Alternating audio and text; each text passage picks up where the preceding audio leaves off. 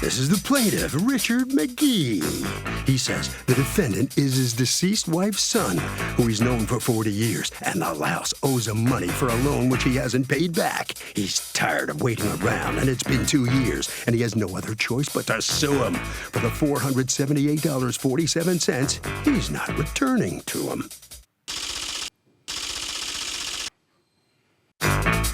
This is the defendant, Walter France. He says the plaintiff is his grumpy stepfather, with whom he's never gotten along. And this is an unfortunate situation. Bottom line, he doesn't feel like he owes the plaintiff all this money because he installed doors at his sister's house. The plaintiff charged her too much for the materials and made money on her because she's rich. And he's eager to hear the judge's ruling today. He's accused of lousing out on a loan. All parties, please raise your right hand. Welcome back to the People's Court. Next case in the docket, the plaintiff says his deceased wife's son stiffed him on a loan, but the defendant says the plaintiff's a money grubber and he paid him off by doing handiwork. It's the case of son of a gun. Mr. McGee, you are suing on behalf of yourself and Jane Tivines, who is your sister? Yes. Okay. Mr. Walter France, who is your stepson, correct? Yes, Your Honor. The son of your deceased wife. And you've known him over how many years? 40 years? Yes, Your Honor. Okay. You're suing him $478.47 that you say he owes you and won't pay you. Tell me what happened. Well, about a year ago last December, I was talking to him and he informed me that he owed 3 months' rent. He didn't have any work. He didn't have any food. So I decided I would lend him $600. I asked my sister to mail him a check. We had a joint account, we still do. And she mailed him a check for $600. And did he ever tell you, I can pay you back at such and such a time? Did he say when he would pay you back? No, he did pay me some of that money back. Right. Was there a date where he was supposed to pay you back? No. Okay. So he paid. He's my stepson. I've known him for years. It was kind of like, you owe me money, you pay me when you get it. Okay. So now he pays you you and your sister $300 of the $600. So he still owes you $300 on that, you say. And I'll be with you in a second. And then there's two other things you're suing for. You're suing for gas money from North Carolina to Boston. Tell me about that. I asked him to drive me from North Carolina. I had lived down there for over 20 years. So I rented a truck and I hitched my car up behind and he drove me up here. But he had to bring the truck back, so I gave him my charge card for gas. So about a week later, I got a job for him to put some doors in for my sister. So he put $49 or something with the gas in his truck. And you found that out later? Yes. And how did you find that out? Did he tell you? I got the bill. Okay, but he didn't. Okay. I could be wrong. You could be wrong? Let me see the bill. in. Did you fill up your gas tank with his card of your own truck? Not that one he's talking about now. Some other time? Yes. Okay, were you supposed to? Were you supposed to pay him back? Yes. That was when we agreed that I was going to go do the job. At that time, I was unemployed and I didn't have any income. And I didn't even have the money for gas to get to do the job. But most employers aren't going to pay you to get yourself to Well, it's my stepfather. It's not. It was just to help him and his sister out. It wasn't a job. What did you have the gas card for? So I didn't have the gas. I don't know. I don't remember that. I don't think that's correct. When I was going to his job, his house in Milton, I told him at that time, I don't even have the money to go to your house. And he said, just get here. I'll fill your gas tank when you get here. So that day is when he filled my gas tank. Okay. Are you working now? Yes. What are you doing? I do home remodeling. Okay. But business? It's slow. I'm a new business, so it's slow in the winter. Summer is really busy. Better? You really busy? Yeah, you can't get. So tell me why you haven't paid the $300 remaining balance on the loan. So why is it, I really want to know this, why is it that stepkids so often don't get along with their step-parents? Because you already have a parental figure and they're just coming in the middle of your life. Okay, I mean, that's actually a pretty good answer. What do you say? Well, kids are spoiled, so that's the answer. Wow, you're pretty tough. What do you say? Kids in general feel entitled to everything. Yes. So you're blaming it on the kids? I'm blaming it on the kids. Huh? I think it's an allegiance to the parent that bore you. So I think that's what it is. You just feel like you're aligned with that parent more, and that's the way you feel. Fair enough. Going inside the courtroom. What happened was after he lent me the money, I was in 2 rear-end car accidents, so I was continually out of work for longer. So that's why I hadn't been able to pay him. You know, How old are you, Mr. France? 59.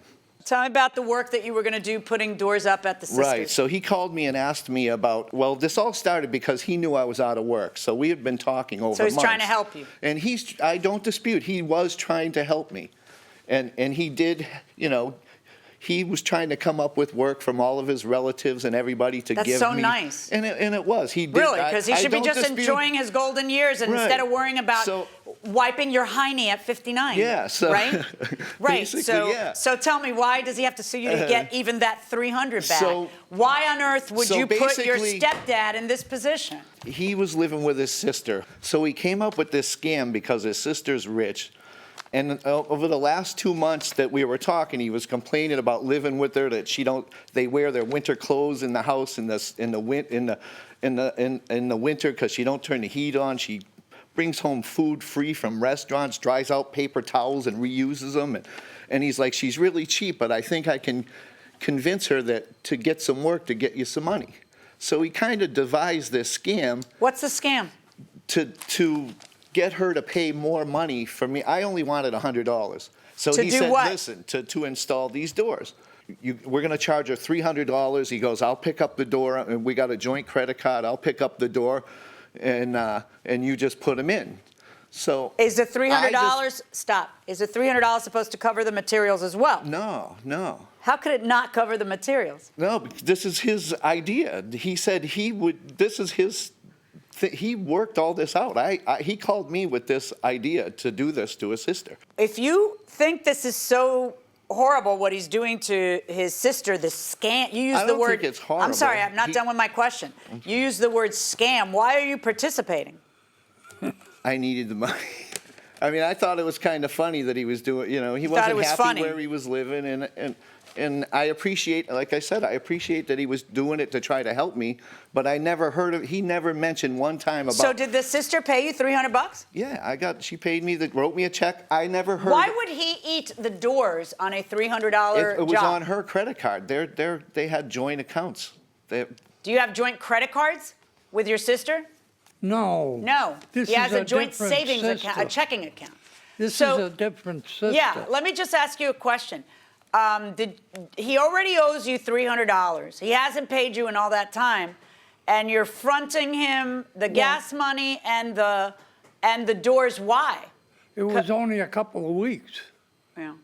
Between one and the other. Yeah, but it was the day So- before Christmas, I think he got the 600. Okay. And this was January 16th. Of 2017. So now it's a year later, and during this year, have you been asking him, hey, I really need the money. When are you going to pay me back? What's going on? I did ask him a And what would couple he of answer? times. I don't have it. Okay. That's what And he you said. would tell him that he owed you how much? $474. And whatever it was. And he would just say, all I told. don't have the money. Now, the doors were 130. I was in the glass business at one time. We used to, a third for materials, a third for labor, and a third for profit. It was not a scam. Of course not. That's all It's I not a can say. scam. It's, you charge, this is America. This is a capitalistic country. You charge what they'll pay, and both sides have to agree to it. Nobody puts a gun to anybody's head.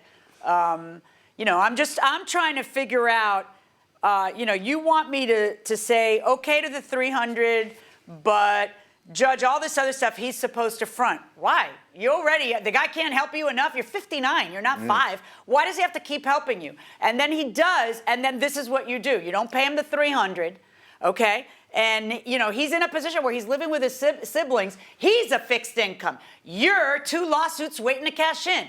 Why would in 1 year you not pay what it is you owe him that he paid to help you out of the goodness of his soul? And then you want me to believe that the other stuff he just gifted to you. I'm having a hard time with you, Yeah.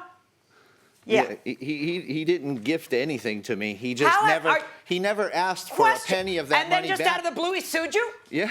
Yeah, just out of the blue. So you Yeah. two are like, you go And you fishing don't- together, you're spending time together, Pretty and much, then Your out of the Honor. blue you got a service of process. Pretty much, Your Yeah, Honor. I don't think that's true. All right. I'm ruling in favor of Mr. McGee and Jane Stevens, and I am ordering you to pay the $478.47. That's my verdict. You win. Thank you.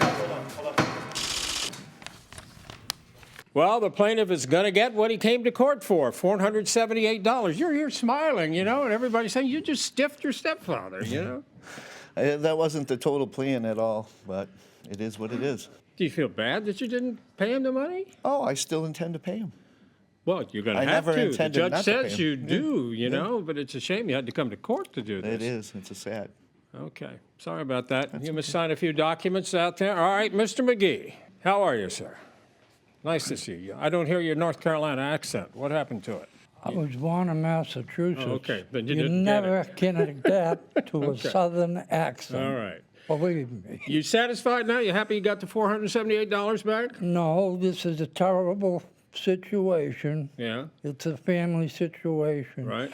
But the reason that I had to take him to court was I live on $252 a month, a week, I'm sorry. So you need the money. Yes, Yeah. I definitely need And it was very generous of you to give him $600 in the beginning. Oh, I know. Unbelievable. But, hey, family's family. Well, I'm sorry it turned out this way, but congratulations, you get your money, okay? Okay, thank you, sir. Will you still talk to him? You still I hope so. You hope so? Okay. It'll be interesting hearing what you two talk about, Okay. Your time in court. Harvey? Okay, Doug, it's really interesting about repayment of loans when there's no specific time frame. If there is no time frame on when you have to repay a loan, when the person demands the loan back, that's when you have to pay. Payment on demand.